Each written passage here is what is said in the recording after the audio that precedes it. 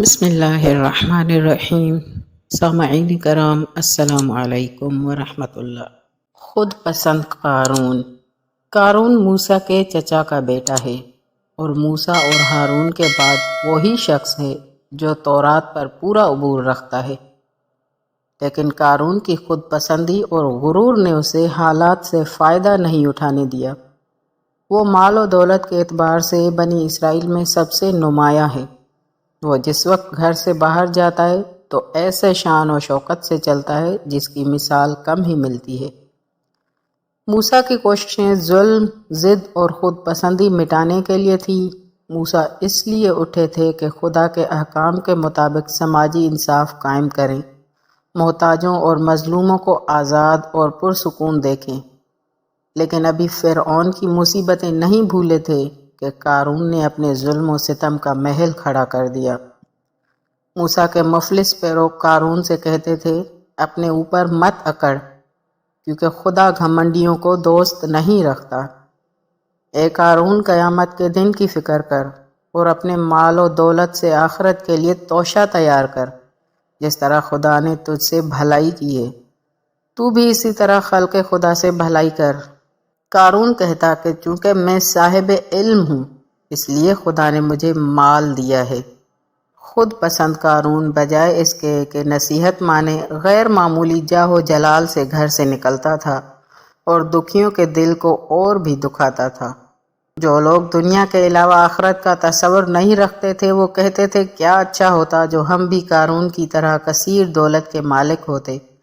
لیکن جو علم اور عقل رکھتے تھے اور جنہوں نے تاریخ کے مطالعے سے سبق حاصل کیا تھا ان لوگوں سے کہتے تھے، تم غلطی کرتے ہو، ہمارے لیے خدا کا انعام قارون کے اس سب مال و دولت سے بہتر ہے۔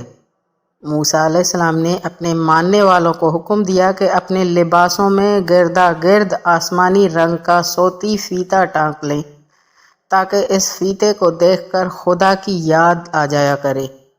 قارون نے مداخلت کرتے ہوئے کہا کہ یہ عمل غلامی کی نشانی ہے جو بڑے لوگوں کی طرف سے نوکر کو دی جاتی ہے، میں یہ کام کرنے کو تیار نہیں ہوں۔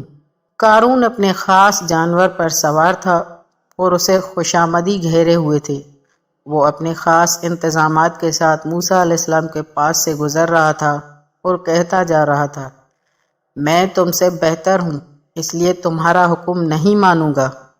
موسیٰ نے جو یہ سنا تو بولے، اگر تو میری اطاعت کے لیے تیار نہیں ہے تو اس بات پر آمادہ ہو جا کہ ہم ایک دوسرے کے لیے بد دعا کریں۔ قارون نے بد دعا کی لیکن اس کی بد دعا کا کوئی اثر نہیں ہوا۔ قارون اپنے محل میں بیٹھا ہوا تھا جس کے دروازے سونے کے تھے اور دیواریں سونے کے ورق لگا کر سجائی گئی تھی۔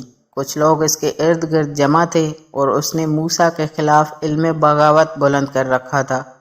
موسیٰ کو حکم ہوا کہ بنی اسرائیل سے زکوٰۃ وصول کریں اور عوامی بہبود کے کاموں میں خرچ کریں۔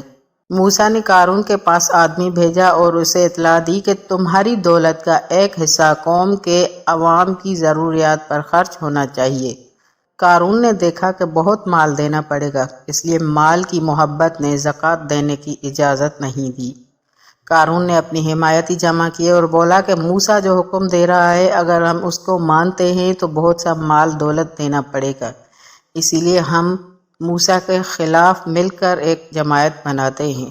اور انہوں نے ایک ارادہ کیا، ستیر نامی ایک بدکار عورت کو بلایا اور اس کو بہت سی رقم دی گئی اور یہ کہا گیا کہ جب موسیٰ ممبر پر چڑھ کر یہ کہیں کہ شراب مت پیو، چوری مت کرو، حرام کاری مت کرو، تو تم ان پر تہمت لگا دینا کہ تم نے مجھ سے حرام کاری کیوں کی تھی۔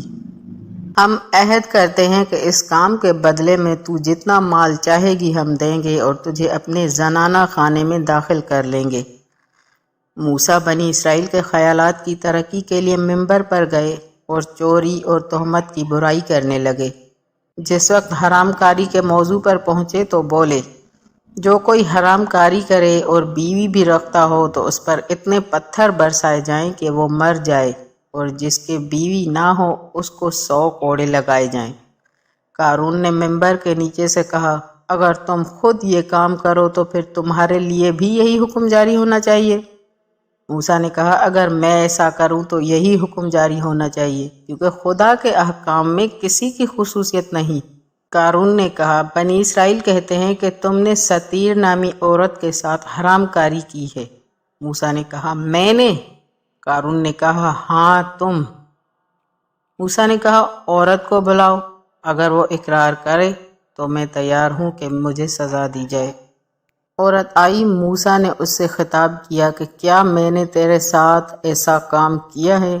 تجھے اس خدا کی قسم ہے جس نے بنی اسرائیل کے لیے دریا کو پھاڑا اور موسیٰ کے لیے تورات بھیجی، سچ سچ بیان کر۔ ستیر عورت نے کہا قارونی جھوٹ بولتے ہیں، انہوں نے میرے لیے رقم مقرر کر دی ہے کہ میں یہ لے لوں اور تمہیں بدنام کروں۔ بے شک عورت نے سوچا کہ دنیا فنا ہو جائے گی، اس لیے خدا کے رہبر کو آزار پہنچانا مناسب نہیں ہے۔ موسیٰ نے خدا سے دعا کی کہ قارون کا حساب لے۔ جواب آیا کہ ہم نے زمین کو تیرے اختیار میں دے دیا ہے، تو جو چاہے اس کے ساتھ کر۔ موسیٰ علیہ السلام نے اپنے پیرووں کو حکم دیا کہ جو مجھ سے تعلق رکھتا ہے وہ میری طرف آ جائے اور قارونیوں سے الگ ہو جائے، کیونکہ وہ عنقریب ہلاک ہونے والے ہیں۔ جس وقت موسیٰ علیہ السلام نے حکم دیا کہ جو کوئی مجھ سے عقیدت رکھتا ہے وہ قارون کو چھوڑ دے، تو تمام بنی اسرائیل قارون سے الگ ہو گئے اور چلے گئے۔ صرف قارون کا کنبہ یا اس کے مددگاروں میں سے چند لوگ اس کے پاس رہ گئے۔ سب نے اس لیے چھوڑا کہ سب کو موسیٰ علیہ السلام کے معجزات کا پتہ تھا۔ بزرگ خدا نے حق کو باطل پر غالب کیا کہ قارون کی زندگی کا ساز و سامان زمین میں دھنس گیا اور موسیٰ اس کی مخالفتوں کے شر سے چھوٹ گئے۔ یقیناً انسان کتنا غافل ہے، کتنا اپنے آپ سے لڑتا ہے۔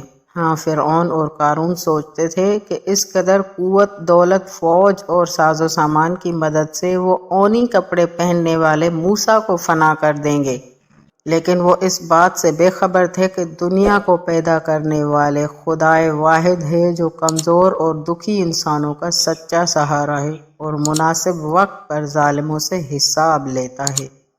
والسلام۔